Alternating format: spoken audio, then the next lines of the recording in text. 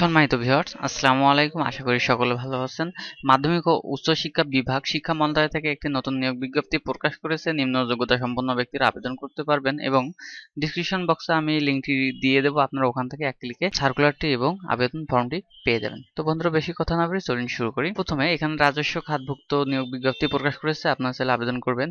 5 নম্বরে দেওয়া হচ্ছে অফিস সহায়ক গ্রেড 20, বেতন হচ্ছে 8,250 টাকা থেকে শুরু করে 20,010 টাকা পর্যন্ত।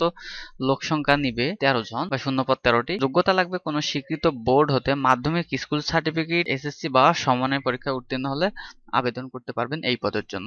4 নম্বরে দেওয়া হচ্ছে অফিস সহকারী কাম কম্পিউটার মুদ্রাক্ষরিক গ্রেড 16, বেতন 9,300 থেকে 22,490 টাকা, পদ সংখ্যা 3 জন। যোগ্যতা লাগবে কোনো স্বীকৃত বোর্ড হতে উচ্চ মাধ্যমিক সার্টিফিকেট, এইচএসসি বা সমমানের পরীক্ষায় উত্তীর্ণ, কম্পিউটার প্রশিক্ষণপ্রাপ্ত হতে হবে এবং কম্পিউটারের ব্যবহার, এমএস ওয়ার্ড ইত্যাদি জানা থাকতে হবে। কেশিয়ার গ্রেড 14, বেতন 10,200 থেকে 24,680 টাকা, পদ সংখ্যা 1 জন। যোগ্যতা লাগবে কোনো স্বীকৃত বিশ্ববিদ্যালয় হতে বাণিজ্যিক বিভাগে স্নাতক ডিগ্রি হলে আবেদন করতে পারবেন। কম্পিউটার ওয়ার্ড প্রসেসিং সহ তা অবশ্যই থাকতে হবে। 2 নম্বর দেওয়া আছে 60 মুদ্রাক্ষরিক কাম কম্পিউটার অপারেটর গ্রেড 13, বেতন 11,000 থেকে 26,590 টাকা, পদ সংখ্যা 8 জন।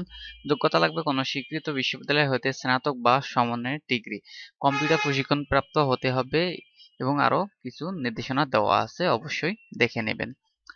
1 নম্বরে দেওয়া হচ্ছে কম্পিউটার অপারেটর গ্রেড 13, বেতন 11,000 থেকে 26,590 টাকা, পদ সংখ্যা 1 জন। যোগ্যতা লাগবে কোনো স্বীকৃত বিশ্ববিদ্যালয় হতে বিজ্ঞান বিভাগে স্নাতক সম্মান বা সমমানের ডিগ্রি, কম্পিউটার মুদ্রাক্ষরের সর্বনিম্ন গতি ইংরেজিতে প্রতি মিনিটে 30 শব্দ এবং বাংলায় 25 শব্দ গতি সহ সংশ্লিষ্ট বিষয়ে স্ট্যান্ডার্ড অ্যাপটিটিউড টেস্ট উত্তীর্ণ হতে হবে, তাহলে কিন্তু এই পদের জন্য আপনারা বিবেচিত হবেন। আবেদন শুরু হবে 16/11/2025 10টা থেকে এবং আবেদন শেষ হবে 6/12/2025 বিকাল 5টা পর্যন্ত। এই সময়ের মধ্যে অবশ্যই আবেদনটা সম্পন্ন করার চেষ্টা করবেন।